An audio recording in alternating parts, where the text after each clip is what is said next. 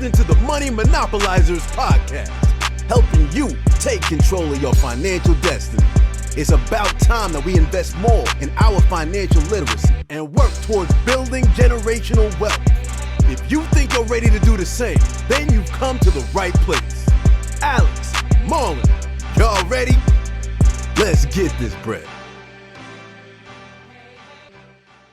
What's good, everybody? It's Alex Kamunya here. We're back with episode 66 of the Money Monopolizers podcast, and I'm here with my co-host, Marlon Walls. Marlon, how you doing today? I'm actually hopeful, man, because I just saw another house yesterday, and I'm really hoping that it's going to be the one.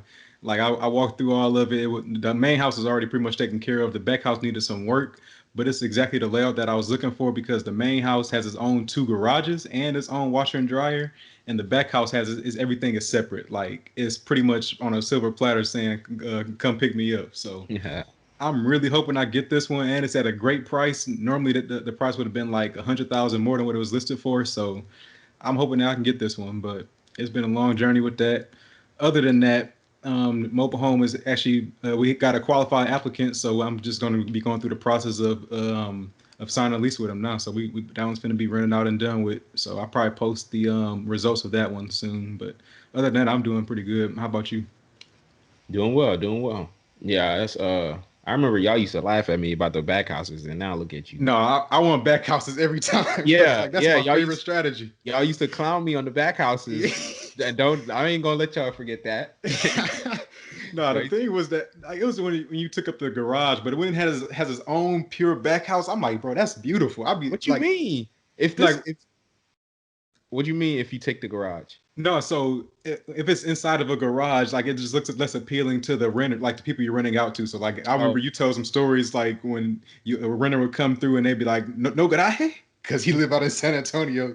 A lot of people speak Spanish out there, but like I just think about that story. But when I see a whole nice looking house in the back, I'm like, oh, I love that. It just looks so attractive to me. Yeah, so, I've been trying to tell you that. I was telling y'all that way long time ago. I feel you though. It took some getting used to, but no, that's the move, bro. Forget a duplex. Yeah, seriously though. Yeah. So, and if you in San Antonio, if you listen to this in San Antonio, ignore that. If you're in Houston, bro, we ain't said nothing. Like, bro, ain't nothing out here. Don't even bother. But that's the strategy, man, for the house size, because it's like. I mean, we talked about it plenty of times. We haven't talked about it recently, but, you get the single family type mortgage with a additional rent. So, because typically the back house don't add too much value to the property. In most cases, only $10,000 probably in a back house. Now, your job is to go in there and deck it out and make it nice and then make it more appealing, because you can always, especially if it's a separate, like my second one is a separate one. Yeah. I went in there. I decked it out completely, and like now, dude, I could rent that easily $1,000 easy, and the front rents for $14,000. So it's like that's a single family mortgage too. I mean, I paid a little more than I wanted, but still over time it'll be fine. So that's the move, man, for the back houses, for the house hacks. Yep, so I'll keep everybody posted, because I should know my results by next week if we get under contract, because I put in an offer $2,000 over asking. So we'll see what that does for me. Yeah, for sure. Cool. Well, that'd be dope if you can get that. But yeah, man, we had a pretty good episode. Wait, was there anything else? Nope, I think that's it. We had a pretty good episode today, or we had a really good episode today with Jarrett Maloy. He's a entrepreneur that started a snowball business, and we have brought so many different people on here from so many different industries, and I never thought we would have someone on here from the snowball business. It just goes to show, like, there's so many different ways that you can make money. And this dude said he made $400,000 in revenue this year just from selling snowballs, selling ice and with sugar on it. So, I mean, he does it, in a more unique way, which he'll explain in the podcast, that makes his business a lot more unique and attractive for customers and for people that want to get snowballs. But like I said, man, there's so many different ways to make business. I know we come on here, we talk about real estate and we talk about the other things that we do. But at the end of the day, man, for me, the formula is start a business, make money, and put that money in real estate. That's the formula to build wealth. Let the business give you your freedom. It's gonna be hard to build that business. It's gonna take a lot of effort, a lot of time. Which today I think our guest, he embodied that mantra really well in terms of like what it took for him to get to. He didn't start with $400,000 in revenue. He started with literally just selling snowballs at a apartment complex with a little snowball stand. Right. So it's really like it's a dope story, man. It just goes to show whatever you want to do. If you've been thinking about any type of business and you thought nah, there's nobody interested in that. No, it's because the thing is you can make it in a unique way that's going to make it appeal to somebody. There's always going to be someone that you're going to appeal to. It doesn't necessarily need to be appealing to everyone. So whatever you want to do, man, go for the gusto. Yes, sir, bro. This was one of my favorite stories, and it really just it embodies just two main traits. Number one is taking the next step. Like that's all he did. Was he's not looking 15 years down the road. He just says, bro, what I need to do next, and I just get that done. And the second one is just adding value. We talked about this last week, and man, that's really all he was doing was just adding value. Well, the last episode where he just adds value to whatever he's doing, whether it's his customers, whether it's his employees, whether it's anybody that he's just in his network. He's always looking to add value before he's looking to receive anything. That's why he's able to scale his business to 400,000, because he's always just trying to do the best that he can to provide the best possible product, as we talked about. So that's, if you can adopt these two key traits, man, that's an unstoppable business model in itself. So I love this dude's story, man. So I hope y'all get a lot of value out of this one, man. Yes, that's all I got, bro. Yeah, he's a really good guy, really good, humble dude. So yeah, let's get into the episode. What's going on, Jarrett? Not much, man. Just hanging in the shop. Yeah, bro, that's crazy. Like, the boy, grind never stopped for you. You over here in the middle of the shop trying to get this interview in. So we definitely appreciate you for coming on for that, man. No, yeah, I appreciate y'all, having me here.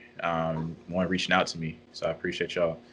Yep. So we actually heard your story on the David Shan's podcast, and after I heard that, I was like, man, we got to get this dude on the show because you finna blow up very soon. I was like, got to get to him before he start getting too big and he don't answer DMs no more. So we're glad to get you on here. But yeah, your story was very, very compelling for me, and I just wanted to start diving into it. So how we usually set this up is that we ask each one of our guests about their background growing up, just like as far as their childhood and what they were taught about money growing up with their parents or things like that. So can you start breaking it down for us and seeing what was your upbringing like? Yeah. So I was born and raised in Tallahassee, Florida, which is it's the state or the capital city of Florida. So it's kind of a big city, but it's not really a big city. It's not a Houston or a San Antonio, obviously. But we do have two major universities and also a community college. We have Florida State University and Florida A&M University and Tallahassee Community College. So really growing up, I was just surrounded by, being in that college atmosphere. My dad played football at Florida State University. My mom attended Florida A&M. So that's how they met there. And, really just was always involved in sports, pretty much because of my dad. So I was always involved in sports. And whether it was baseball, football, basketball, I played everything except for soccer. I even played tennis.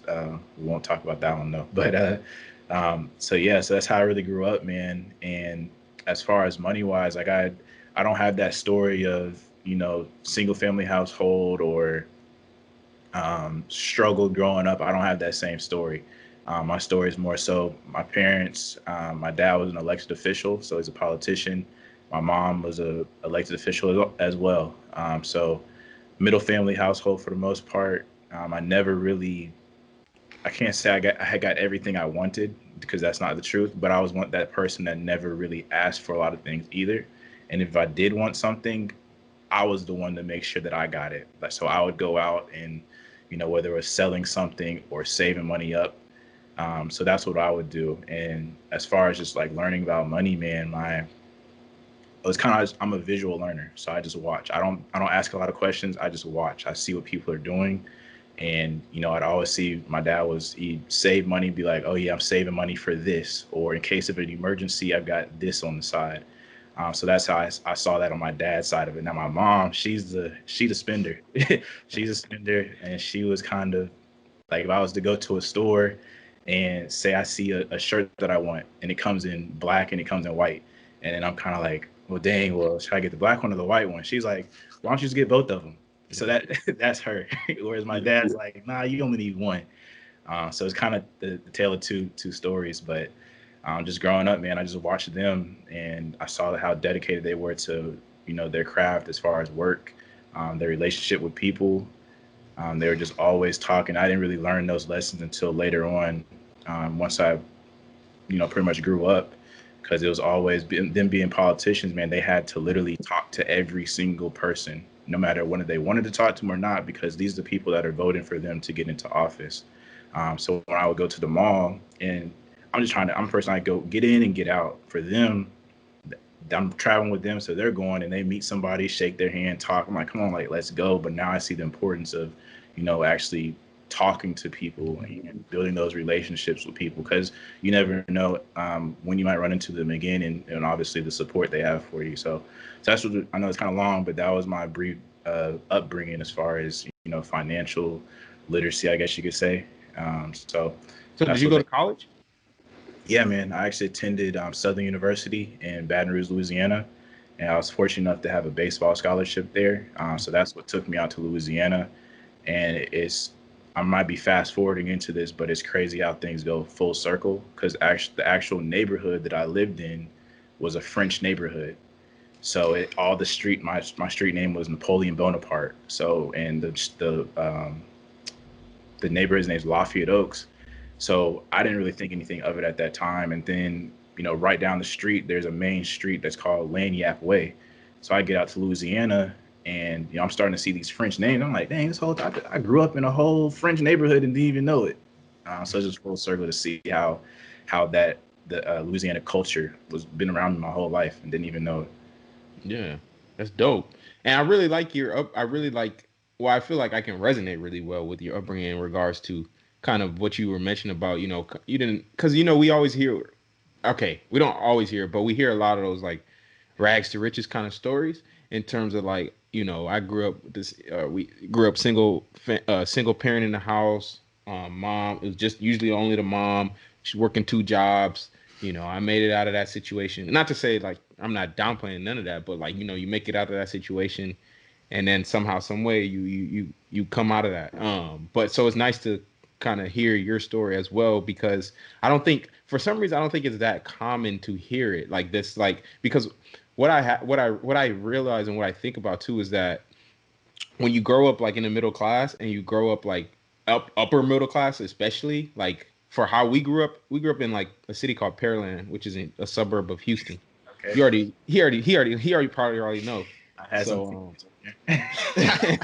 yeah, and so it's funny because everybody that's in Houston say, "Oh, Pearland's not part of Houston," just because it's like it's the suburbs. So, but anyways, like we grew up there. You grew up with in these master plan neighborhoods where it's like your parents got luxury vehicles, and like you go into the school where everybody has a car and those kind of things. So but I say that just as like I realize you get to that point, and there's like if your parents get to that point, the kids kind of have a sense of like stagnation in terms of like, they get there and it's like, I mean, I'm comfortable. Like, what more, could I want? I just want to have a similar life as my parents have. Like, if I can just, grow up, get a good job and, be able to live in a neighborhood like this or something like this. That's why you see, especially in our time, like a lot of people we went to high school with and that are still there right now because they're just following in that same path. It's just that stagnation where it's like, we got here now, we're good. I mean, this is all I want.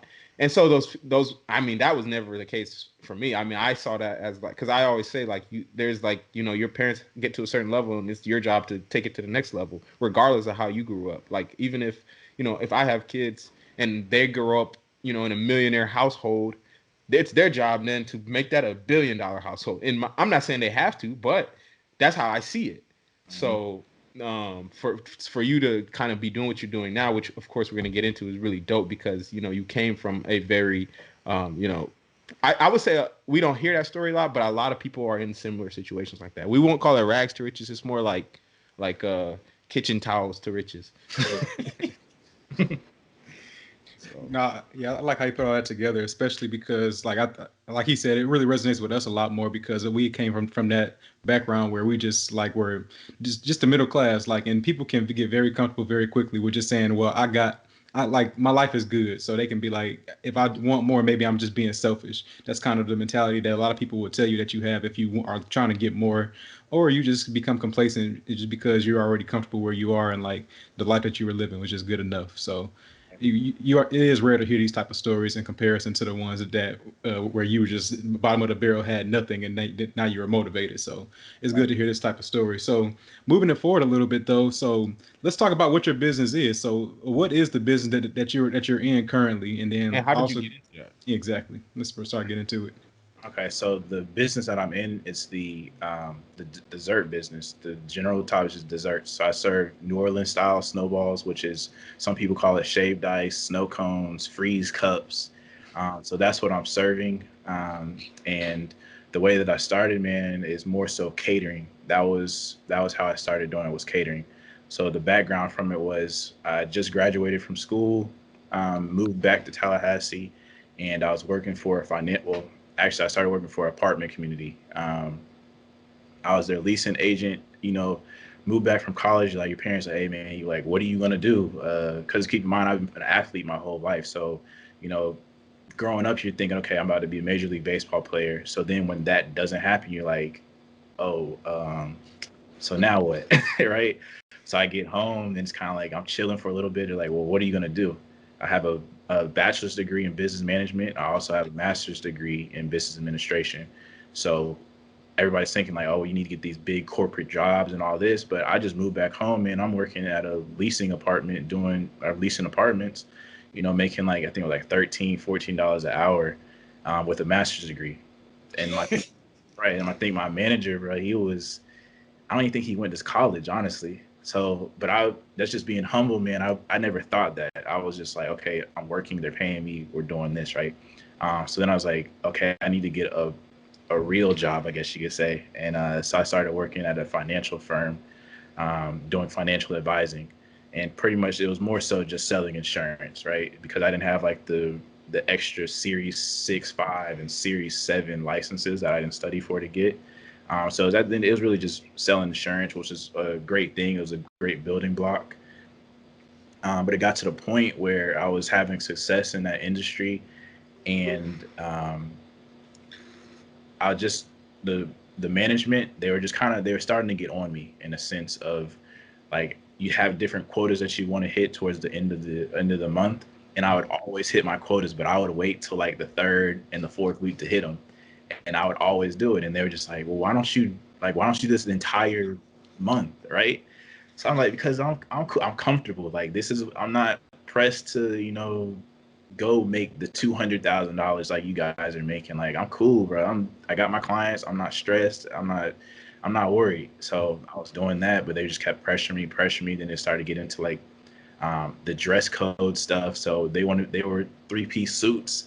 For me, a lot of my clients were college students or young professionals, and I'm meeting them at their house, or like right when they're waking up to go to breakfast, something like that, right? So what do I look like coming to your apartment that barely has any bowls in it, and I got a 3-piece suit on you in here with sweats? Like, I can't really relate to you in that aspect. So they were on me about that. So I started kind of dumbing down my attire, and they were having issues there. And I was like, my attire shouldn't affect my work, right?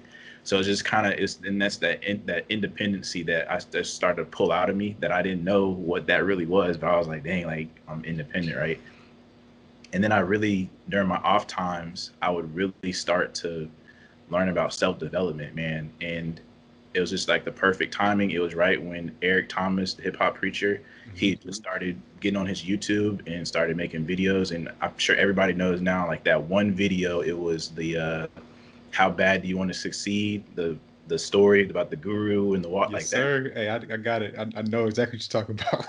When that came out, I think that was one of those major shifts for me. So when that came out, I was like, dang, he just pulled something. He's like, well, what am I passionate about?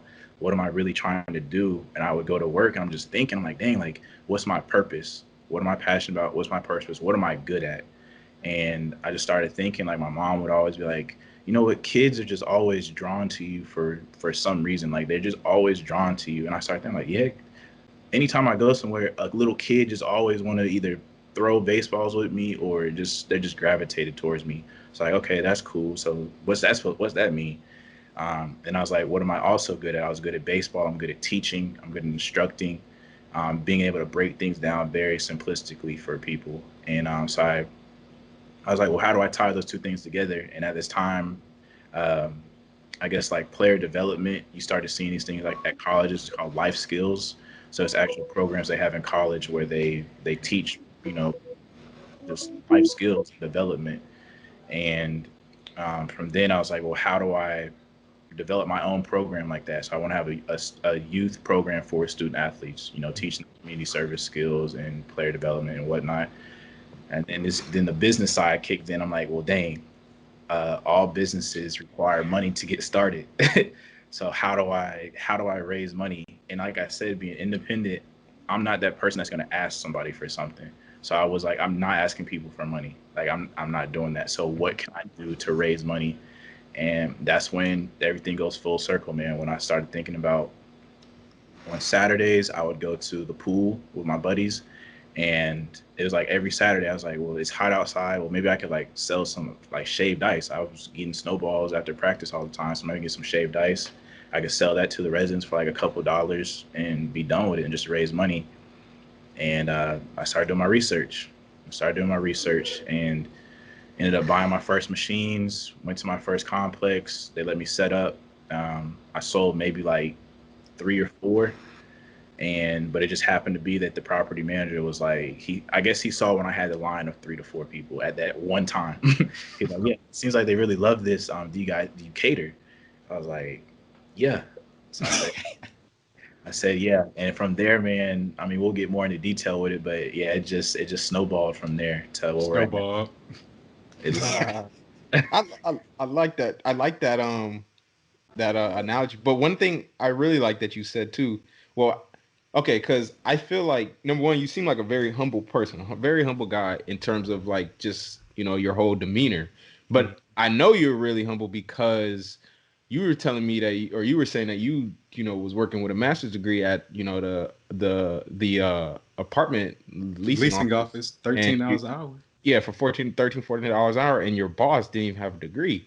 That was like, first of all, in that situation, I'd have been like, most people are not humble enough to do that, right? Because of some sort of ego, or in terms of like, no, I'm better than this. Me included. I know I would have done that. I'm not even talking about anybody out there. Listen, I'm talking about me, because that would have just been me in that situation. And then secondly, whenever you know, because I know, you know, there's a stigma about like, you know, selling things that's like, you know, cheap and kind of like novelty item kind of things, like, you know, people on the side of the street selling, you know, food or shoes or those kind of things. But you, with a vision and a dream and you know now what your purpose is after hearing Eric Thomas in the Guru story, which, by the way, was this, because that was like 2008, 2009, whenever I think that story came out. When did this actually happen? I feel like it must have been like maybe 2013 at the latest, probably. Okay. Yeah, I heard it. 2013. I remember exactly where I was sitting at too, where I was in my parents' kitchen by the computer. I remember exactly when I did it. Yeah. And I was trying to share with everybody too. At that time, you know, sharing stuff wasn't really the thing. It was difficult to share stuff. Yeah. And that's funny, because I swear we watched that in like, it was like 7th or 8th grade. Whenever we had seen that, but it was very, very memorable video, and I think it's definitely one of his top 3. But I say all that to say, you were like you were trying to build your dream and follow your purpose, and you know what you set out to do. And you knew, okay, I just need to raise capital, whatever it looks like. I just need to get capital. It don't need to be sexy. I don't need to, you know, be going and, you know, trying to, you know, start a venture capital company or doing anything else. I just need to make money. And in the most humblest way, you knew, which was just, hey, I'm out here. It's hot. I know people would buy this, right? I know there's a need for this. Let me just go start selling this. And that's what you did. And now, you know, of course, it kind of has, like you said, snowball into what you've done now. So that's really dope. And I think that's a lesson for a lot of people in just terms of like just figuring out a way to get stuff done. In terms, if you have a purpose or a goal, just figure out a way to get it done. Figure out a way to get to that next step, that next rung. Yep. And so for me, what I always think about when I think of somebody who come out of college that got a degree, but is not necessarily working what they got their degree in, they really never knew from the beginning when they first were going to college what they wanted to do with their life. Like they were just, it was like almost like the thing to do. Like your parents may say, oh yeah, you need to go to college so you can get a nice, strong, a nice secure job once you get out of college. So that was just like the thing, but you had really no idea because you said you were a scholarship athlete playing baseball. So your goal was really like, I want to get to the next level, get to the league. I know personally because I played college football. A lot of my teammates, they had no clue what they wanted to do with their life after college, because literally most of them are either coaches or working at like, I don't know, Foot Locker, Toys R, no, not Toys, like Target, stuff like that. Like they had no true idea what they wanted to do. And so I see like that's kind of what your situation was in a way, because you end up at a leasing office, then end up selling life insurance. So now you're looking for like, what is your purpose? And I think this is really like the makings of an entrepreneur. Like you really have like talents or like ability, it's like things that you're passionate about, such as like giving back to kids and stuff, but you never really had like a direct vehicle to get to do that. Like you didn't see that wasn't like a job that was out there like this is the job this is like the job title, youth development. So you wanted to create that for yourself. And so you start, like Alex said, you started, just fast forward a little bit, you just said I need money in order to get there. So now that's more the entrepreneurship, saying like, I'm not going to ask somebody for anything. I'm about to just go create it for myself. That's what an entrepreneur would say. And so my question for you is like, how did you go from the goal being youth development to having Snowball being your full-fledged business? So like start getting into that a little bit more, because you said that your initial goal was to fund youth development. So where did that start changing? Yeah, so let me backtrack a little bit more to really give you a basis of why I chose to create my own thing going into entrepreneurship. So I was at the financial firm and I was looking to find another job, right? So I paired my two purposes, and which was the working with the youth and life development skills. And I saw that all college universities have that program. So I live in a town with two major universities, major football programs, right? So I went to Florida State. I had a buddy that was working there at the time, and I went to talk to him, and I was applying for the jobs to be a life skills and academic advisor, all this stuff, but I couldn't get accepted. And I started thinking, I was like, well, I can create this. Like I can literally create this, but on a lower scale for younger student athletes. So that's how that started. But to go back to your original question was, like I said, I didn't have the purpose of it wasn't to have the business. It wasn't until I had the first catered event, and they booked me and they were asking me questions like, oh, do you have business insurance? Do you have a W-9? All these business questions, right? I was just trying to get a couple of dollars by the pool, but like that was it. And it didn't get to the point to where when they said, hey, do you cater? I was like, oh, I need a logo. I need this. I need to look official. Like I need all these different things. And it was all about figuring it out quickly, like literally quickly. So it was a Saturday I went there and I did my little setup. And then it was that next Saturday where it was like officially like they're paying me to do stuff, right? So it's like, I need to figure out what I need. They said, get the business insurance. I didn't know what that was. So I found an insurance agent, got my business insurance. And all this stuff happened literally in a week. I got everything. So the logo, the business insurance, W-9 forms. I bought another machine because I was like, this machine ain't gonna cut it. I need to get two of them just in case. Right. So just all that kind of stuff, man. Like you said, just figuring it out. And it's research at the end of the day. It's just purely research. And I just happen to kind of have a game plan, really, that it's playing sports, man. Like you just know how to figure things out, and you always have a game plan. Like if the defender's to my right, what am I gonna do? I'm gonna shift to the left. Like it's just having those kind of moves, and it applies with business as well. So that's all it was just figuring it out as things came, because I knew I wasn't gonna be able to learn everything all at one time. And that's the best thing that you did, I think, too, is that you just took that step and you didn't even, because a lot of people, will try to, if they're going to start a business, is I need to know everything. I need to figure out the entire thing before I even, the biggest thing is just taking action and taking that first step and then continuing to taking action, figuring it out along the way. Because what's going to happen is it's not going to be, regardless if you want it to be perfect or look some kind of way, it's not going to end up that way. Even if you had everything planned out, it won't end up that way. So whenever you do, just take action, the way it's going to unfold is going to end up, it's going to unfold the way it's supposed to unfold, right? You're going to get told no by the people you're supposed to get told no by. And the dominoes will start to fall. So that's really key. And I think just in life in general is just not trying to like think about everything, is just taking the next step. But that's the biggest thing, because one reason, and I know just from talking to people, is that's one reason that most people just can't ever get started or ever really bring anything to fruition, because they just are afraid to take that next step, acting out of fear. So I think the best thing you did was just saying yes whenever that, and there's a book, or I know there's a movie called Yes Man or something like that, where it's like the dude said yes to literally everything they asked him. And everything. Yeah, and like his life, I don't even remember how it ended, but I think his life turned out great towards the end of the movie. So it's like because you never know, you don't know what you're saying no to. You don't know what's on the opposite side of that fear. So that's why you would have to say yes. That's why you have to just take steps and take action, because you can figure it out once you get there. Yeah, I would say it's kind of like a story for me when it comes to saying yes or no to things. It's like if you say yes, like you just have to figure it out. If you say no, you don't know what you're missing out on. You don't, if it's something bad that happens, hey, it's a story at the end of the day. Yeah, like, right. My boys, like, bro, I did this, it was stupid. So it's just a story. If you say yes and everything work out, it's another story. Like, bro, I did this, it worked. Like, so everything's a story, man. So that's why you always hear they're not losses, they're lessons. It's the truth. That's true. And how old were you at the time when they first answered that question about like, are you catering? Like when you first started this business? This was 21, 22. And so that's like 33. Oh, wow. Yeah. Okay. You don't even look that old.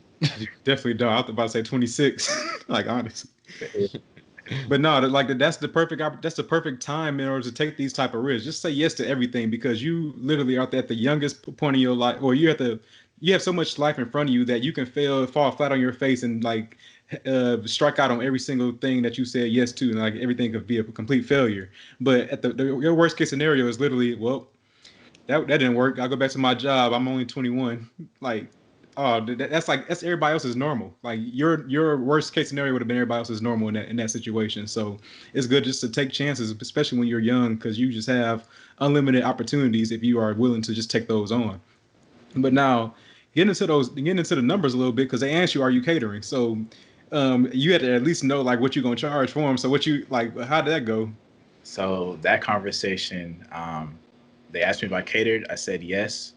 And like, well, what are your catering rates? And I was like, well, let me just get all your information, and then, I'll send you over our packages. So that way it gave me some time to think to do some research and all this stuff. So like, as soon as I left, I was straight to how much. I think I Googled like, how much is catering, what are catering rates? I found different snowball companies across the country, and I would just go to their websites and see what they were catering rates were, and how they catered.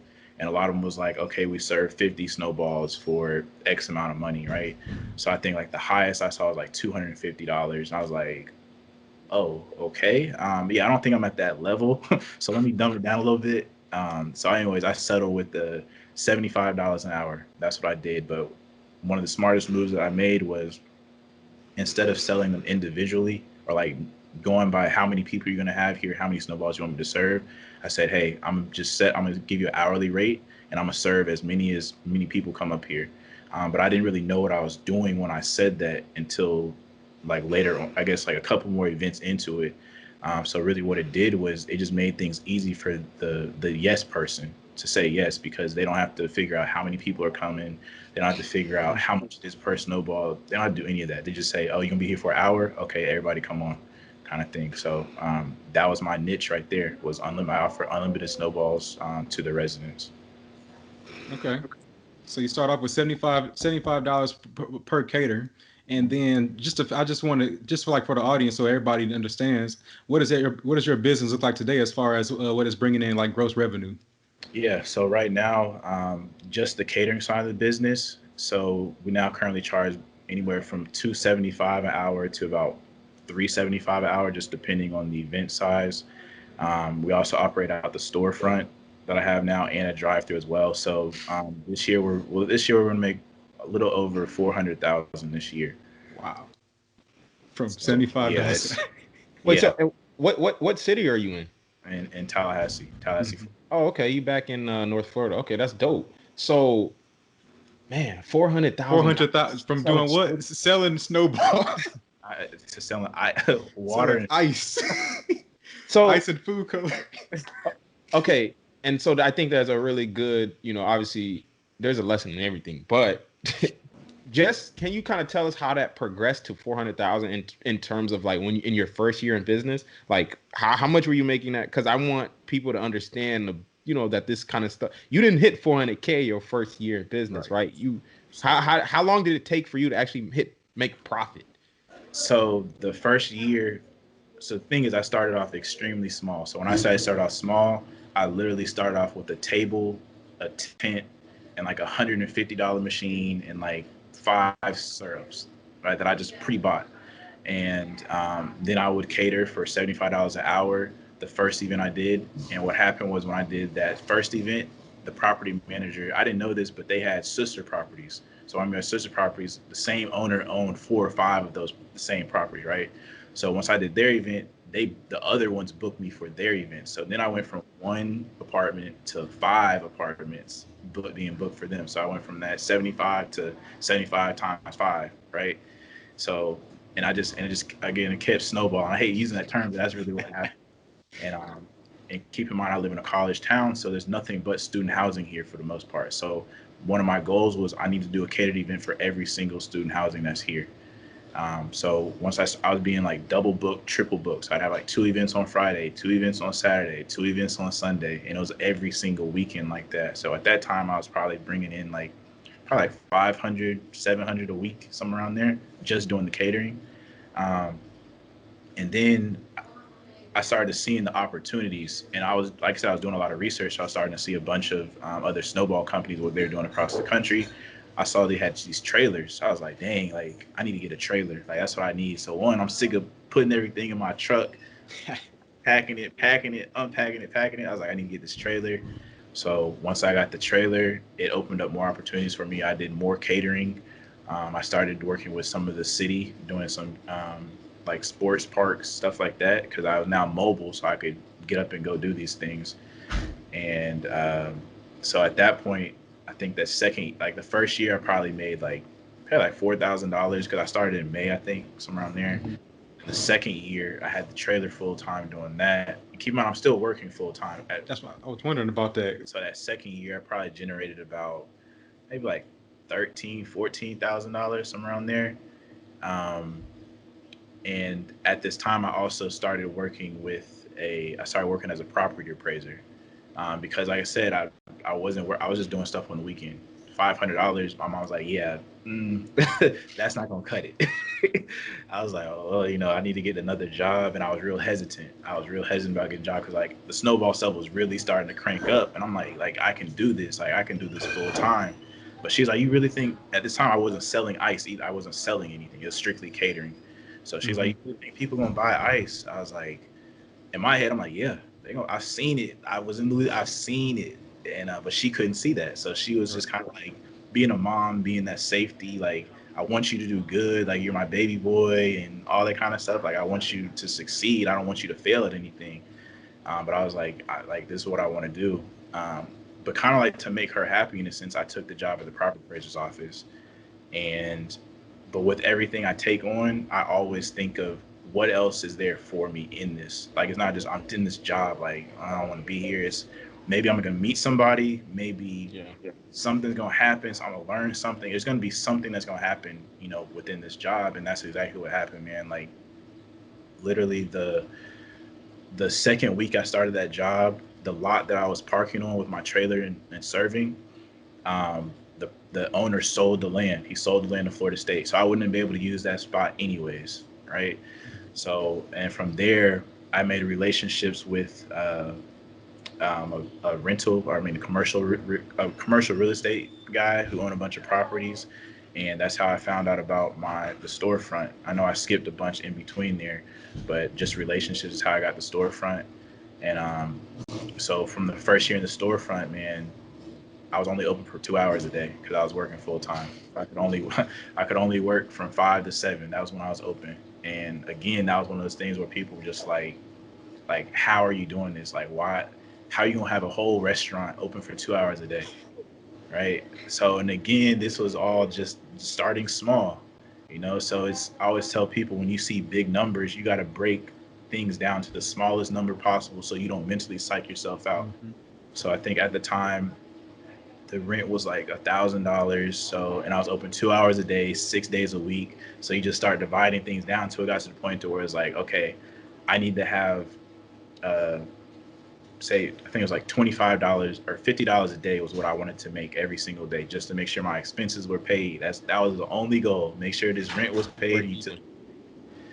And it worked, man. It just worked. It forced people to come in, and they had to come in through when those 2 hour time frames, and it just kept growing from there. So that first year at the shop probably did maybe like 24,000, maybe somewhere around there. But keep in mind, I also had the catering side of the business, which was generating probably about like $3,000 a month. So if the shop didn't work, the catering side was going to pick up the slack. Yeah. So that's why I could do that. And, it's like year 3, 4? Yeah, this was year 4. Okay. Year 4. Man, there's a lot in there to dive into. Skip the butt. Yeah. There's no way we could get into it all.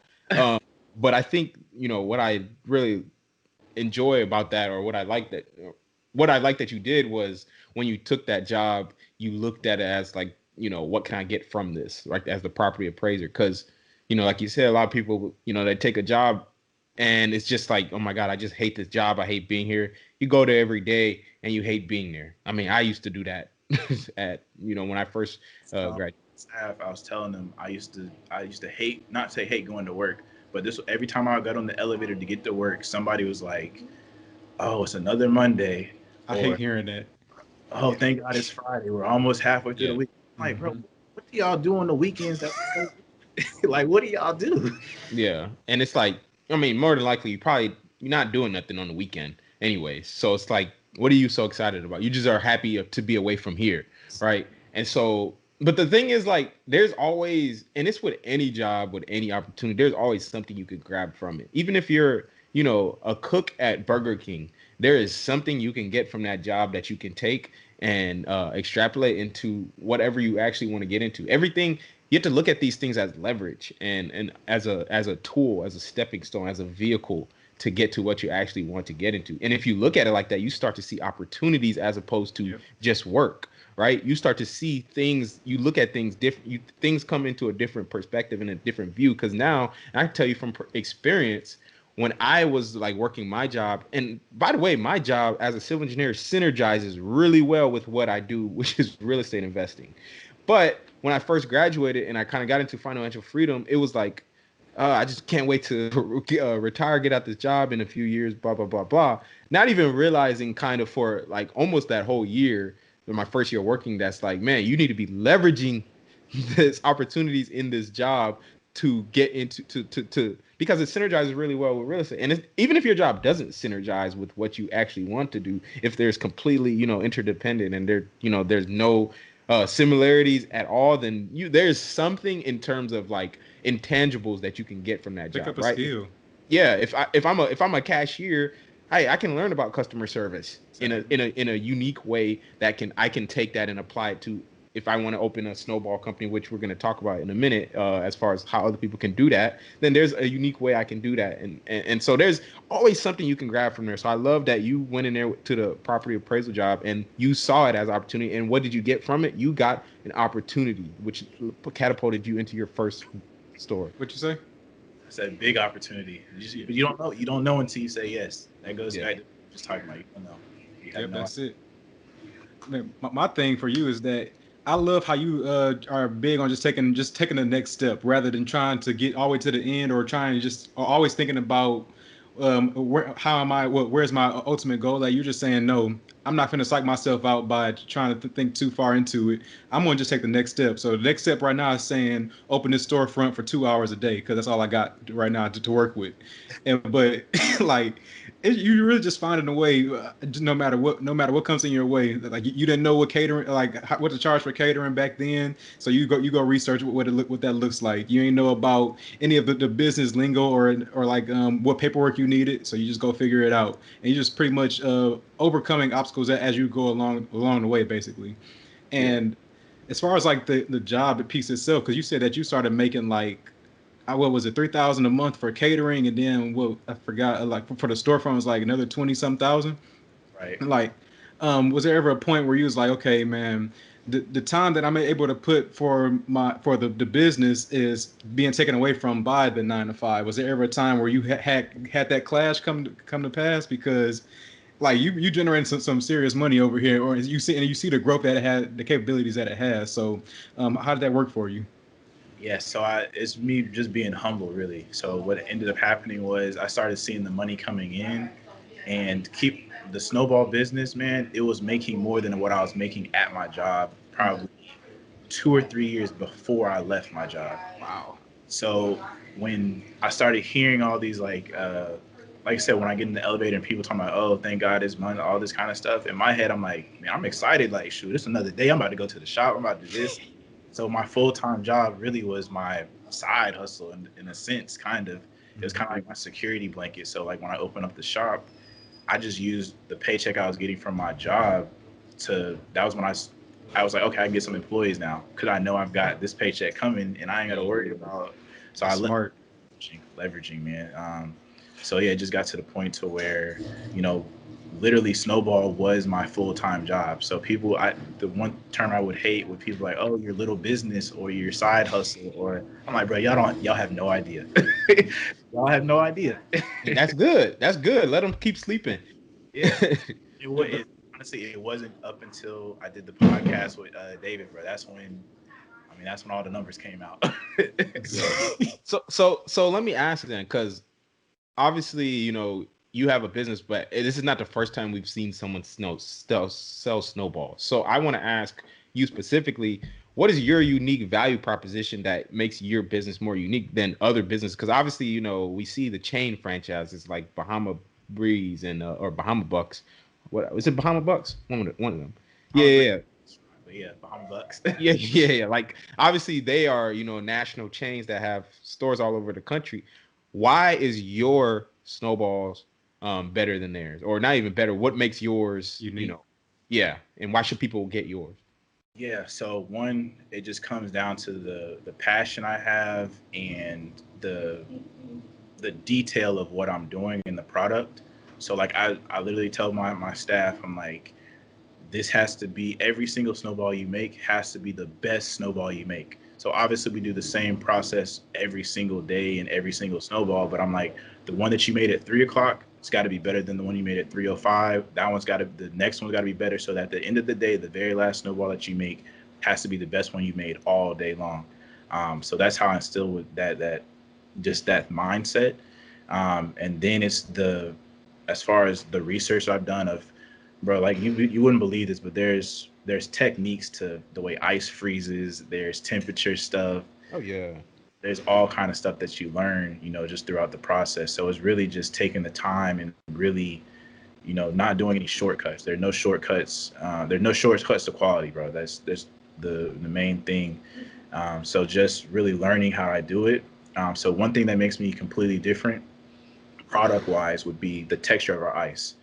The texture of our ice, man, it's almost, you wouldn't even, a lot of people say, is this ice? Like, yeah, it's just ice. It's just water. That's all it is. But it's the technique we use to do it.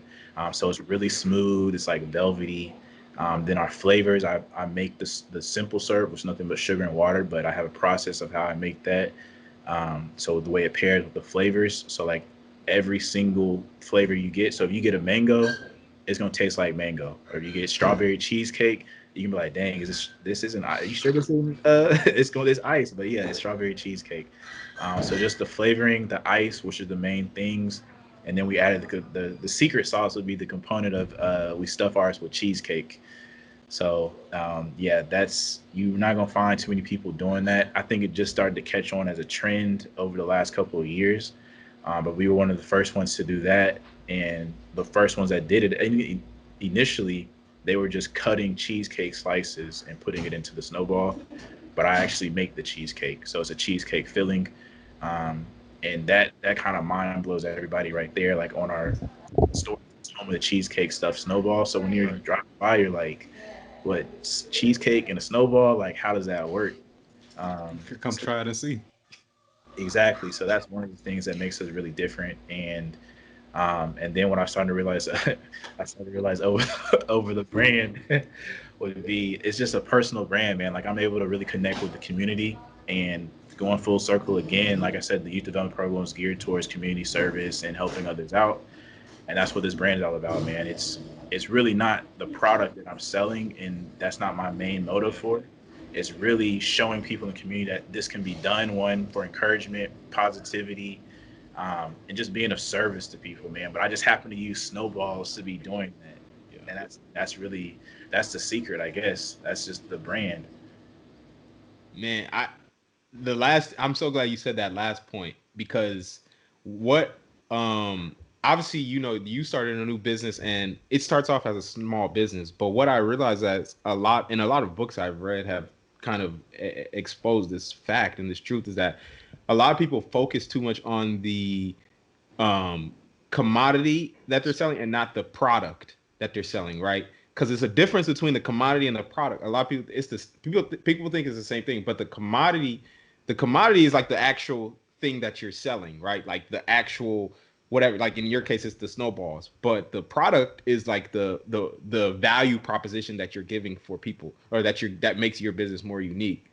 And I mean, just based on how you're talking about how your staff is you're instructing them like, yo, this snowball you made at 8 a.m. should not be the same snowball at 4 p.m. It should be a much better snowball. And that is focusing on the systems and the processes. The systems and the processes is what makes businesses scale and grow because that can be replicated. You can't and there was a book I was reading too, and they were talking about like, for example, and I think this is a really great example just in terms of a business that's really scalable, which I want to get into here in a minute, because what happens is you have a business, or what I see is as something that you can get like very low skill kind of people to work in. You don't need to have a significant amount of skills, right? But you can make that business really extraordinary by putting in extraordinary systems that will make those people look extraordinary, right? And the things that you're talking about is what that essentially is doing. You're making I'm sure the people that work for you, I don't know,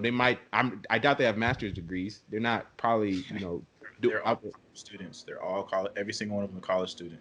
exactly. And so that's very scalable because anyone can do that. But the thing is, you put the systems in place that allow them to succeed and make that, snowball really good and really quality. I'm sure you have, SOPs and, those standard operating procedures that you have in terms of like, yo, you already talked about like, the chemical compound of the ice and like all these kind of things in terms of, it's just like McDonald's. McDonald's does the same thing. They have those systems in place that make sure you're getting that same burger every time you go to McDonald's, wherever you are in the country, you know what you're going to be getting. And that's what I'm hearing from you. And so I love that, man. I love that. It seems like you're heading in the right direction in terms of scaling. It's funny that you said that. There was a time where I just opened up the second location, and we were actually running out of ice, man. So I had to kind of like rush and get ice over there. The ice wasn't at the temperature that I like to shave the ice at. And I was like, I can't sell it. Like, I'm not selling this. I'm not selling this ice. So I was like, what am I gonna do? I'm gonna give it out for free. If they want it, they can get it for free. I'm not selling. I'm not making people pay for this because this is not the quality that we are. This is not it. And then going back to like the passion side of when I talk about Snowball, man, I literally tell people, this is from day one. I would do events for free. I would do them for free, but I'm not going to. But that's how I truly feel. Is like I have so much enjoyment and fun doing this and meeting people. I would literally do this for free. So I never think about the monetary value of things. Like I truly, the only things I'm thinking about monetarily are making sure that the rent is paid and the lights are staying on and making sure my employees are paid. That's it. I'm not thinking of, oh, let's get to this $1 million, or I'm not thinking that way. I'm just thinking of, let's make sure the bottom line's covered, and then anything on top of that, I'm gonna put the work in. Like, you ain't gotta worry about, I'm gonna put the work in to get there. But you obviously set goals for yourself, and it's all about the goal that I'm chasing. So it's not like, oh, let's see if we can, let's upcharge this so we get an extra $100. Like, nah, that's not my thinking, because I know on the back end it's gonna come back, man. You're just doing the right things, and you're doing it with the purpose. It's gonna come back to you. Mm-hmm. If I'm thinking in terms of customer care with all of this, because pretty much you value the customer so much that you're willing to just pretty much sacrifice your personal gain. Like you're not willing to take money if you're not providing the best type of product. And it really reminds me of Chick-fil-A. So I compare like Chick-fil-A and McDonald's. So McDonald's, they both have systems. Like, so now this is the comparison of what's it called? This is the comparison of like your business versus another big franchise business. So they both have systems in place, but one of them is just, you have much less customer care. So with McDonald's, like Alex said, you know what burger you're gonna get, but you also know that, like he always says, the ice cream machine may not work or something like that. So you know what you finna get at McDonald's, but at Chick-fil-A, I know I'm gonna hear my pleasure. I know that if they mess up my order, I'm probably gonna get a free fry as a result. I'm gonna get I'm like, they're gonna truly take care of me to the point where I want to come, where I'm gonna get them for one, good reviews. I'm gonna word of mouth advertising, all of that, just because I got taken care of as a customer. And that's kind of the value that you're providing with your business, is saying that I'm gonna put the customer first. My personal gain, my monetary gain comes second to that, and that's where you would have a lot more coming back to you as a result. As you think about it, man, if this speaks for every single business, you will not have a business if you don't have customers. Your customers are the business. So you got to make sure your customers are happy to continue your business to come. And that's just a fact, man. Like, every business, you got to have customers. So you got to treat them. One thing I do special with my customers, I make them a part of the process. So I let them know, like, hey, like, you guys are the superheroes. Y'all are the one who are keeping the lights on. Y'all are the paying the rent. I just have the key to the shop. I just open it. That's all I do. Y'all are the ones coming in and out. Y'all are the ones telling people.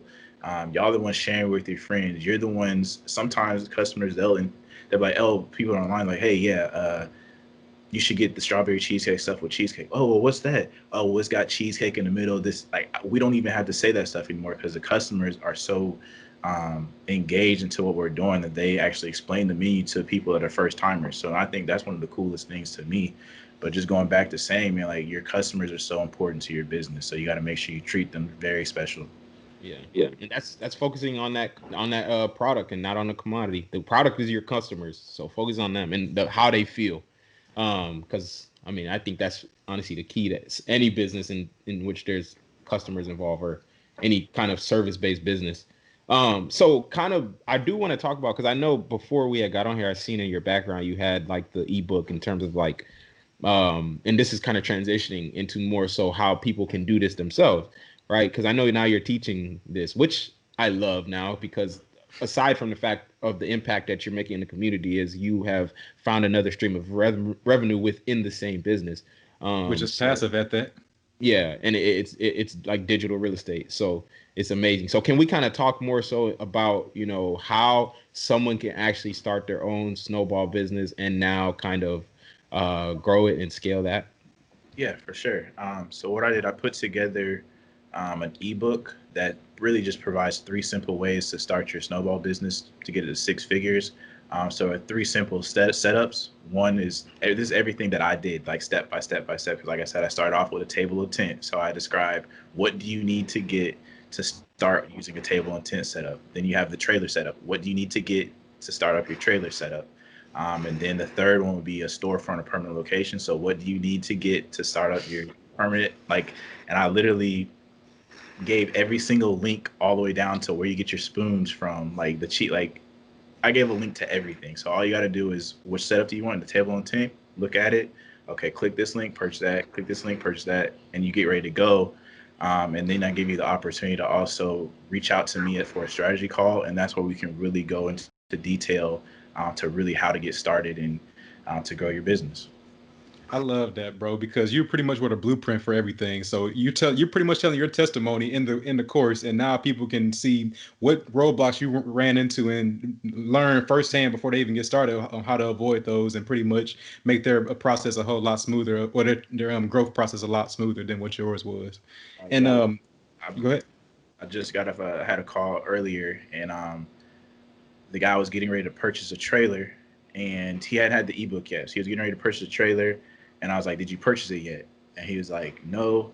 I was like, "Well, how much are you paying?" He was like, $15,000. I was like, "Okay, well, I'm about to save you about $5,000 just off top by get this ebook. The link is right here, like, and be done with it." So, and what I started to realize, man, is the stuff that this when you learn so much stuff in your head, like in my head, I don't think I'm really giving a bunch out because I've been through it already. But to somebody who's never done it, Yeah. like, bro, you just gave me the link to everything. Like you just gave me how you started. Like I don't have to go research anything, as you should research, but they don't have to go out and find that kind of stuff because I did everything for them for the most part. So let me ask then real quick. Were you planning to actually, and I'm gonna bring it full circle. Were you planning to franchise what's the name of your business first of all? So it's Snowball. Snowball with the Cajun spelling. Yeah. Yeah. Okay, so were you planning to actually franchise that at any point, or did you have plan to expand? I'm not sure. I know you might not even be looking that far. Dude, I had not even thought about franchise. I didn't even think about a storefront even when I first started. Because keep in mind, this was a fundraiser. That's all I was trying to do was raise. Yeah. I wasn't trying to grow into a business. It just happened that way, and I ran with it. But now, knowing that I've accumulated this great wealth of knowledge within the industry, and I have so many people reaching out to me about, oh, you should open one in Dallas, you should open one in Tampa, you should do all this stuff. So it's got my brain churning. Like, okay, like now that I have systems in place and know how to do this, and I know how to replicate this, yes, we could possibly either franchise it or do like the Chick-fil-A model where, Chick-fil-A own the real estate and everything. They just pretty much rent their equipment out. So, that's just things to think about in the future for me, just expanding the business. But like I said, man, I keep everything real basic and simple because that's just how I started. So, just take it each step along the way. But doing this development and having this access to see what people are doing and how they're scaling their businesses, that opens my eyes too to be like, oh, okay, I have a business, and oh, okay, I have 2 locations. Okay, I could get 3. Like I could scale this kind of thing. So it's Yeah. cool to see that. And I love that because that's the reason I asked was because whenever you mentioned the way you sell your courses, essentially by selling your standard operating procedures, right? So you're kind of pretty much, it's like if someone wants to go buy a Subway and become a Subway franchise, you're not going and just going open a sandwich shop. You go to Subway and they give you a business in a box, essentially. Like it's already, pretty much you open it and it's like a turnkey business.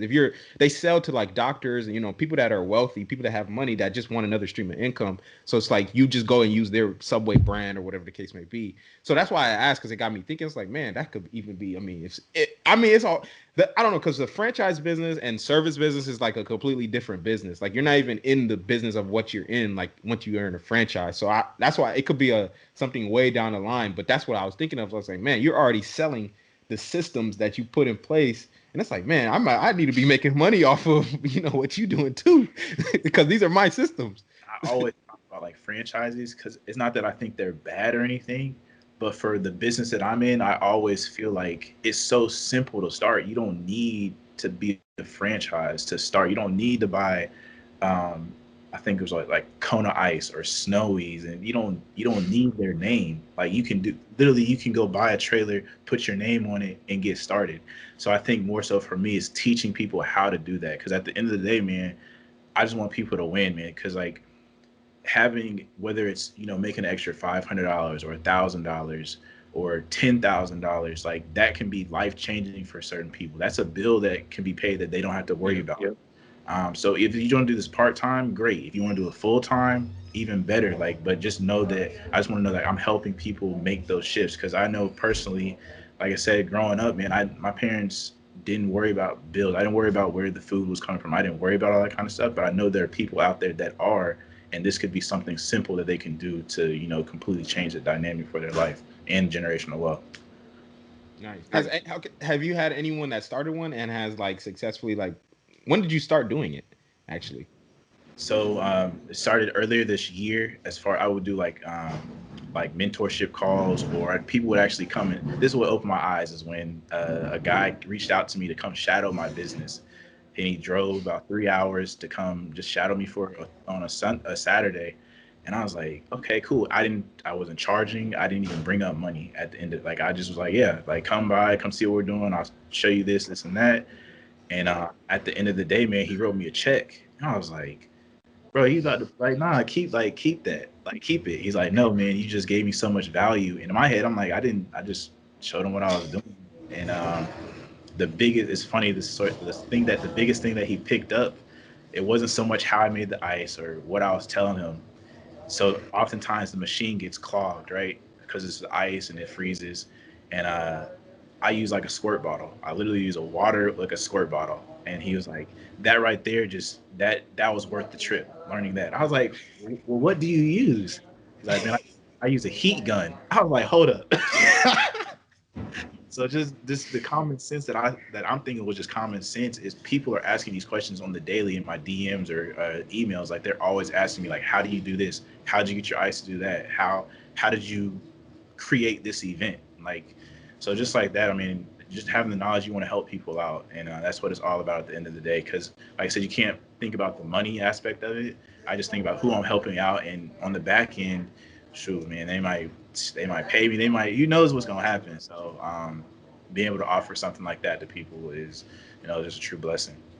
We literally just did an episode last week on just talking about how it's so important to give value before you're looking to receive, because if you're just truly willing to just add value to somebody else's life, you're going to receive it back tenfold, honestly, just because of just that give first mentality that a lot of people don't have that. Like a lot of people are looking to get right out the gate. Like they're like somebody else would have charged him, I don't know how much in order just to come shadow him, saying, because that's just their mentality of it. But if you're just looking to give, like honestly, it comes back so much for you. So I just really commend you for the way that you approach everything, because I think that it carries over in every facet of your business, though, whether it's your customers, your employees, your the people you're mentoring. It just shows everywhere that you are in corporate, or everywhere that you are in this business. So definitely commend you for that. Well, I mean, now this is just a personal question, because I was really wondering this, like, how do you survive winter months? Because I feel like this is like a summertime thing, and I don't know how profitable this looks like in the winter. Like, what does that look like for you? Because me personally am not looking for a snow cone, snowball, or whatever in December. So how does that work for you? So right now, man, it's about, you might hear the people in the background, but right now it's probably about like 35 to 40 degrees out here right now. People still coming in and out the shop. So I look at it like this, man. When it's cold out, this is research too. So when it's cold outside, the ice cream shops don't shut down. The ice cream shops be still in business. So when it's cold, just because it's cold doesn't mean, and I have a storefront, so you can come inside. COVID now it's more grab and go, but yeah, I mean, it's obviously slower, but you got to just kind of budget for that kind of thing and find more ways to, you know, to increase revenue in the winter. So one thing that we do like it's called a snow day. So what I do is you always want to find different streams of income within your business. So I have coolers. I shave the ice into the coolers. I make snowballs, like actual physical snowballs, and we have a snowball fight, right? So, and people, it's something they can do with their families. So we make actual snow day coolers that they can take. We charge like $50 to $75 for those. Actually, it's funny because I made a video about that earlier. But yeah, just find different ways to make money, doing it within the winter season. So we offer gift cards. So that's online, so they can do that. We do things like pay it forwards. So it's always about getting the community engaged. So actually these past couple of days, man, people have been buying gift cards, not for themselves, but for other people to use throughout the day. So we've been doing that. But yeah, it's just stay consistent. That's my biggest thing, man, is just being consistent. Like I said, the bottom line, like I know there's somebody that wants to come get a snowball when it's 20 degrees outside. And I'm gonna be that person that's gonna be open to give that snowball too. I'm curious. You don't sell anything like hot during the winter? Because I guess I'm focusing too much on the revenue. Because I'm like, man, I mean, let me add another stream right here. Start selling some desserts. So I know you say within business, you know how they talk about don't open up too many different businesses because your focus is going to shift. Like you're not going to give one business the same amount of energy as your other one. This is the whole ET thing, man. We talk about giving 120 instead of 80 here and 100 here, right? So that's the focus on me. I'm a snowball shop. My focus is having the best snowballs that you've ever had. So I don't want to offer hot chocolate because one, I don't even drink hot drinks. That's the first thing. So the second thing is I'm not gonna be able to make the best hot chocolate. If I'm gonna do something, it's gotta be the best. So my strong point are snowballs. Like I don't care where you go, this is gonna be the best snowball that you ever have. So I don't want to stray away from that. I want to say, oh yeah, they hot chocolate, it's cool. Nah, I need my hot chocolate to be the best. So that's why I offer one product, snowballs. If you get it, great. If you don't, see me in the summer. You know what I'm saying? So No, for sure. Nope. I love that mentality, man. Like pretty much that's just a focused mentality. I love the word you used was consistency. Like I'm gonna consistently make this next snowball better than the previous one that I made. I'm gonna just continue to do that, and it's gonna show both in the revenue and with just my customers and how much they value what I'm providing for them. So I love it so much, man. And I guess the last thing just my last question. I don't know if Alex had anything else. Like, what's your goals moving forward, especially like 2021 and beyond? Like, what's your ultimate goal? Yeah, so my goals every single year are just to get a little bit better, do something different, expand a little bit. So like I said, I started off with a table of tent. The next year I decided to get the trailer. Then the next year I got the storefront. Then the next year I got another trailer to open up the drive-through. So this year we're either looking at, I don't know what I'm gonna do yet. It's either gonna be open up another storefront. We might even purchase another, like a trailer, maybe do something more mobile. But I'm definitely gonna do something. I believe that. A big step was, going into the digital world of, helping others. So offering coaching and mentorship. So that's one thing that I really want to do for the next year, but I've already started on this year. So I tell people all the time, and like, I'm already in 2021. 2020 for me it's been done. I planned that out. It's all done already. So now I'm just kind of coasting and planning for 2021. So that's what I'm on. Like I'm in like March right now already. It's planning versus execution. Like you planned for this already. So right now, this is execution piece. So that's why you're saying it's already over. Like all the planning is what took the work. The execution piece is just like I'm implementing all the planning and preparation that I had before then. Like people were like, well, isn't it gonna be slow in December? I was like, yeah, but I've already planned for that. Exactly. So I'm not worried. I'm not worried. And it's going back to me just being humble, man. Was last December was completely different than this December. So for example, this December we're making more than we made in say March of last year. Right. So it's just the growth of the company, man. It's just been a blessing, bro. It's truly been a blessing. And it's what you start to see is that the work that you put into things, you don't see it right away. And that's, you hear that saying, you plant the seed, you don't see the fruit until later. Right. And it's just cool to see now the fruit is on the tree. The fruit is on the tree now. So it's just, spreading the knowledge, planting more seeds, just continue to grow. That's what it's all about for me right now. Yes, sir. Well, we finna wrap it up with the Fast Five, where we answer the 5 questions to each and every guest that we bring on here. We answer 5 different questions, alternating, and we want you to answer them in 10 seconds or less. Yeah. So, I'll start off with the first one, then I'll go with the next one, then we alternate from there. Okay. Cool. So, first question: what does success mean to you? Success, being able to help others. That's the biggest thing for me is success. When you can help other people get success and gain success. That makes sense. I think that's really like the foundation of what everything was for you. Like your initial goal was just to do that youth development and like just be helping others in the first place. So that makes perfect sense. All right, question number 2. What's your favorite money or business book? Money or business book? Ooh, be honest with you, actually it's something my mom gave me. It was called it's things like, how do you know? It's in my backpack. Something about a millionaire. I can't think of the title of it, but pretty much it shows the traits of a millionaire, and it's cool to read that and be like, oh, dang, I do have that trait. Oh, I got that trait too, but I'm not a millionaire yet, but I got that trait too, so I'm on my way. And I found like it's like a random book that was on like the dresser. Like, I don't know where I got it from, but that's my favorite book so far. All right, bet. So third question then, would you rather have $1,000 a week for life or $1 million today, and why? So $1,000 a day or $1 million? No, $1,000 a week for life or $1 million today, and why? I think I'm gonna take the $1,000 a day because I really truly feel like I can flip that. Because I've been watching I've learned a lot about the stock market recently. Yeah, I think we can flip that to the milli. All right. Gotcha. All right, so question number 4. If you could go back and change anything about your past or about your journey, what would it be? Honestly, I probably wouldn't change anything because I feel like, the journey that you go on and the process that you go on is meant, that's how it's supposed to happen. So if I would have skipped certain things, like, I wouldn't be the same person. Like, everything happened for a reason to happen for a reason. Makes sense. Agree. So then last question, where can people find out more about you?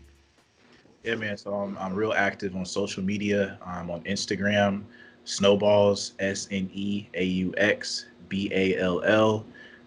So that's really has all the links to every platform I'm on, website, ebook information, YouTube, all that kind of good stuff. So that's where you can find me at. And when he says that he's active, he's very active. This dude got 3,700 posts on Instagram. So always content coming out from you, man. So definitely appreciate you coming on here. For sure, man. Well, we appreciate you coming on the podcast, man. This has been dope. It's hopefully people, I'm sure, if you looking to start up a snowball business, then this is the man to connect with. This is crazy. I mean, I never thought we would have a guy on here teaching people how to start a snowball business, but here we go. So I appreciate you coming out here, man. This is dope. So hope to talk to you again soon. Yeah, no, I truly appreciate y'all, man. And we definitely gonna stay in touch, man. I really like what you guys are doing. We like-minded, so you always got to surround yourself with like-minded people, man. So I appreciate that. Yeah, for sure. Sir. Appreciate you. Well, that's it for this episode of the Money Monopolizers podcast. New episodes will be released every Thursday and will be available on Apple Podcasts, Spotify, and YouTube. Just search Money Monopolizers wherever you listen to podcasts. We hope you enjoyed this one, and I hope you gained something of value from it. If you did, we'd appreciate it if you rated us 5 stars and left us a review on Apple Podcasts. We post them. You can also find out more info about us on Instagram or on Twitter at Money Monopolizers. We post informative content on there that'll keep you engaged, so be sure to check that out and share those posts. But until then, rock. You've been listening to the Money Monopolizers podcast, helping you take control of your financial destiny. To learn more about how you can be in control of your money, visit moneymonopolizers.com. We'll catch you next time when Alex and Marlon share more personal finance and wealth creation tips with you. Now it's time to take action.